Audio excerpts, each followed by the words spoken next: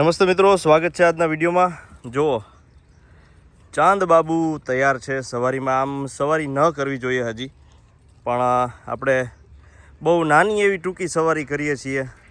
એમની ચાલ સરસ છે, એટલે શું છે, હજી થોડો શરીરે ભરાય પછી એની મજા અલગ છે। પોતે ચાલે પણ સરસ, ચાલી શકે પણ સરસ, એટલે આમ સવારી માટે પરફેક્ટ શરીર છે, એમાં કાંઈ વાંધો નથી।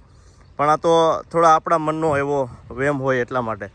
તો ચાંદને આપણે સરસ રીતે સજાવી ધજાવી એકદમ નોર્મલ સામાન કરી અને આગળ વધીએ છીએ।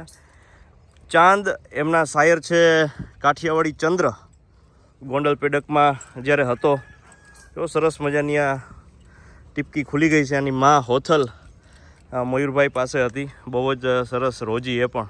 તો ચાલો હવે સવારીમાં આગળ વધીએ અને વિડીયો તમને બતાવું।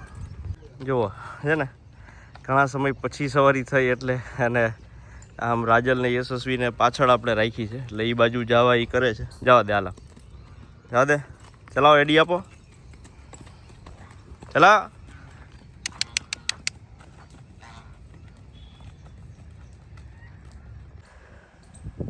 આમને પણ સવારી છોટુભાઈ જ કરેલી છે કોરોના સમય દરમિયાન। પણ છોટુભાઈની એ ખાસિયત છે કે જ્યારે ઘોડાને એ ચલાવે, એકવાર આટીમાં પાડે પછી એ ચાલ ફેરવતા નથી અને બહુ સરસ રીતે થલ ચાલ ચાલે છે। જુઓ, આ મજા છે સવારીની। સતત આવી રીતે અશ્વ ચાલતા રહીએ તો એક એનો અનોખો આનંદ છે। હજી આગળ જતાં આપણે મોટી ચાલ પણ ચલાવીએ, એ પણ હું તમને બતાવું। ધીરે ધીરે ચાલે છે સરસ રીતે।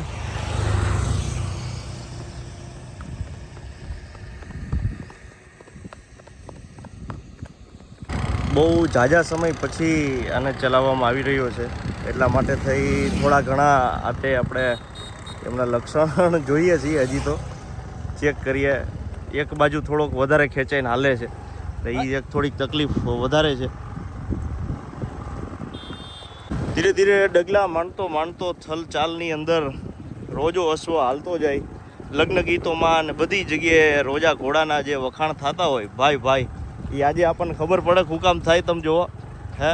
એટલે આપણે વખાણ નથી કરતા, પણ એ કદાચ આવા ઘોડા હોવા જોઈએ એ બધાય, કે આના કરતાં તો કે હારા જ હોય, આના જેવા નહીં, પણ આ કરતાં કે હારા હોય। આપણે આપણા ઘોડાનું વખાણ ન કરાય, એવી રીતે ધીરે ધીરે ડાબ માંડતા હાલ્યા જાય અને અહવારને મજા આવે ને એને મજા આવે।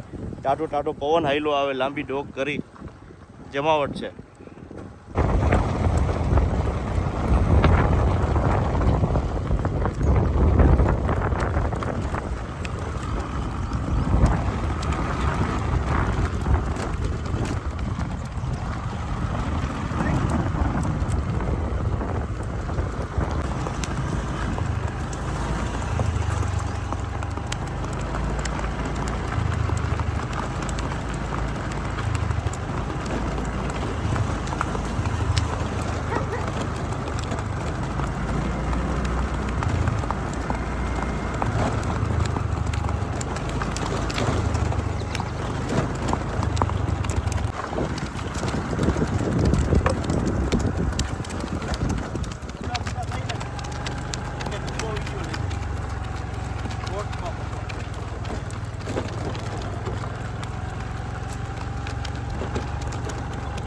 ચાંદ બાબુ સરસ રીતે જુઓ, એના નાકના ફોણા જે કાઠિયાવાડીનું આપણે કહી શકાય અતિ ઉત્તમ પાર્ટ, એમની જો લાઈનથી લઈને મેં પહેલાં તમને કીધું હતું। એટલે આને પહેલેથી જ ખૂબ સરસ રીતે છોટુભાઈએ ટ્રેન કર્યો હતો અને લાંબા થવાની પ્રેક્ટિસ પણ જબરજસ્ત રીતે હતી। હમણાં જેમ કેમ ઊભો હતો એવી રીતે લાંબો પણ વ્યવસ્થિત થાય, તો સ્ટ્રેચિંગ માટે એ વ્યવસ્થા સારી કહેવાય। અને આરોટો પણ લેશે, કારણ કે પહેલાં હું લેતો એમને જ ખબર, મને આરોટો લેતો એ ખબર છે। એટલે સવારી આપી અને જો માટીમાં આરોટો લઈ લે તો આપણે મડ બાથ જે કહી છીએ એ મડ બાથ થઈ જાય અને એને મજા આવી જાય। તો આ એક પ્રેક્ટિસ તો હરેક અશ્વને આપવી જ જોઈએ આરોટા માટેની। રિલેક્સેશન માટે એ બેસ્ટ વાત છે।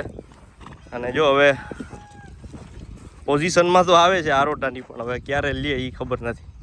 નીતરી ગયો છે બિચારો, આજે હાવ ટૂંકી સવારી કરી, મેં તમને કીધું ને એમ। પણ શું છે, થોડોક એને પ્રેક્ટિસમાં લઈ આવશું, ધીરે ધીરે અઠવાડિયામાં 2-3 વખત અથવા તો હરરોજ નાના નાના ચક્કર લગાવીશું, ત્યારે જઈ અને એ સરસ રીતે સવારીના મૂળ પોઝિશનમાં આવશે, પોસ્ચરમાં આવશે. ચલો બેટા, લઈ લ્યો આરોટો, લઈ લ્યો.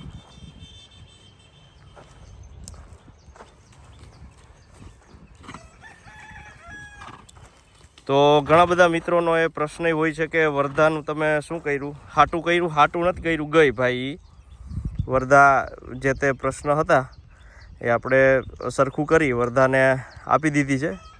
એટલે વેચાતી નથી આપી, જે હતી એવી જ રીતે આપી દીધી છે. તો એ પણ વાત આપ લોકોને જાણમાં રહીએ. અને આ ઘનશ્યામભાઈ સોરઠિયા કોટડા સાંગાણી, એમનો અશ્વ છે ચાંદ. બરાબર ને ચાંદભાઈ? જો છે ને કાઠિયાવાડીના અમુક ફોટા તમે જોતા હશો, એ અસલ આવી રીતે આવે.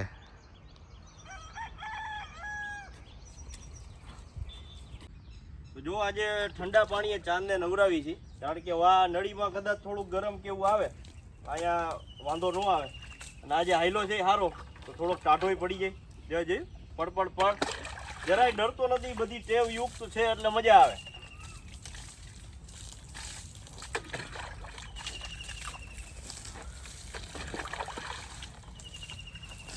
તો એકદમ નવડાવી દીધો છે. અને ફોટામાં તમે કદાચ જોયું હશે આગલા 2 પગ, પણ નહીં મિત્રો, 4ય પગ એના સફેદ છે. પંચકલ્યાણ છે, રોજો જે કહેવાય ને, આપણે પંચકલ્યાણની અંદર. પણ પછી કલર ફરી ગયો અને હવે એકદમ પેલો રોજો કલર પકડી લીધો છે. સરસ, મારો પોતાનો આ પ્રિય કલર છે. ઘણા બધા લોકોને આ કલર પસંદ હોય, પણ હવે ધીરે ધીરે આપણે એને બધી રીતે આગળ વધારશું, સવારીમાં પણ બેસ્ટ કરશું અને બધી રીતે આનંદ અપાવી શકે. ઘણા બધા લોકો શીખવા આવે છે. અત્યારે 2 મિત્રો આવે છે, ઘણા બધા લોકોનો મેસેજ આવેલો છે. તો એ બધાને આપણે એ જ કહીએ કે જે લોકો રેગ્યુલર શીખવા આવવું હોય એ લોકો આવી શકે છે.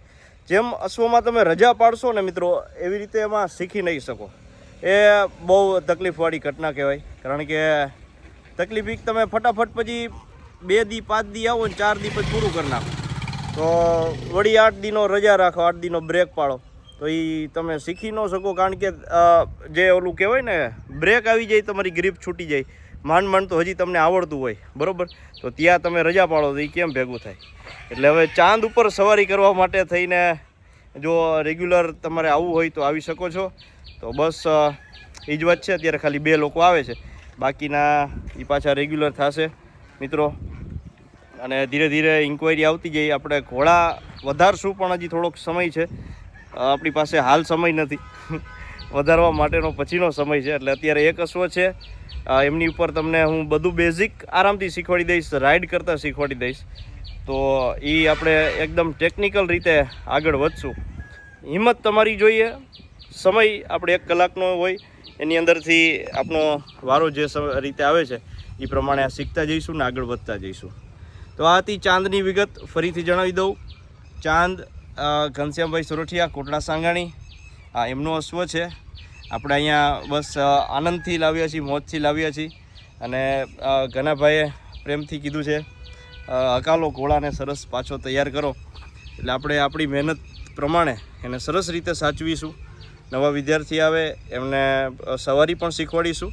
આમના શાયર ચંદ્ર છે, પણ હાઇટ તમે જોઈ શકો છો. કાઠિયાવાડીમાં એક આપણે ટેબુ છે કે 56-57 વધીને એટલા જ અશ્વો હોવા જોઈએ. પણ આ વાતમાં હું સાથ નથી પુરાવતો, કારણ કે મારવાડી જગત આટલું આગળ વહી ગયું. મારવાડીના અશ્વો એટલા રૂપિયા કમાય છે કે તમે વાત જવા દો. અશ્વ માલિકો એમને સાચવવા આજે કાઠિયાવાડી રાખી અને લોકો તરત દેવા માંડ્યા છે. એનું કારણ એ છે કે આપણે ભાવ વધારો નથી કરતા.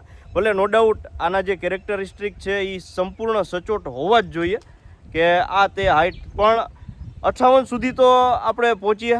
મારો કહેવાનો મતલબ એમ છે, કારણ કે હાઇટેડ લોકો હોય, કાઠિયાવાડી અશ્વ રાખવા હોય, એમને ચલાવવા હોય, તો ઉપર બેસીને બિચારાને થોડીક પોતાને શરમ આવે કે એના પગ નીચે અડી જાય, રાઇડિંગની અંદર થોડી આ તે તકલીફ થાય.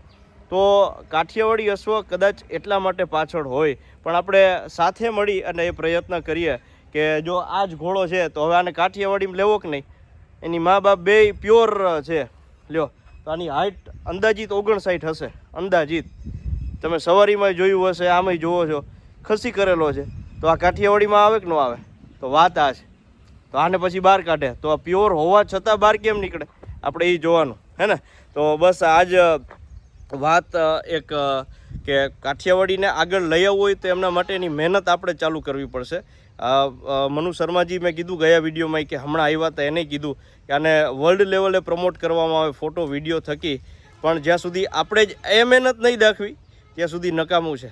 એટલે કદાચ આ વાતમાં હું ખોટો હોય તો મને માફ કરશો, કારણ કે જજિંગ ને વડીલ લેવલો આની અંદર ખેરખા જે બેઠા છે એ તો જે કહે છે એને આપણે સાથ સહકાર આપવો જોઈએ. પણ એક મારી વાત આવી છે એનાથી થોડાક આપણે અલગ ઉતરી આવીએ કે આની હાઇટ છે એ થોડીક એટલે કે 58 સુધી પહોંચશે જ્યારે કાઠિયાવાડી અશ્વ, ત્યારે બ્યુટી તો છે જ, તાકાત છે, એન્ડ્યુરન્સ છે, બધુંય છે, કેરેક્ટર છે. પણ બસ એક જ્યારે હાઇટ થોડીક વધશે ત્યારે આપોઆપ લોકો એમને સ્વીકારતા થઈ જશે. બસ આટલી જ વાતની સાથે આજના વિડીયોને કરીએ સમાપ્ત. મળીશું નવા વિડીયોની અંદર, નવી વાત સાથે, નવી રજૂઆત સાથે. ચાલો ચાંદભાઈ કહી દો ટાટા બાય બાય, હે ને.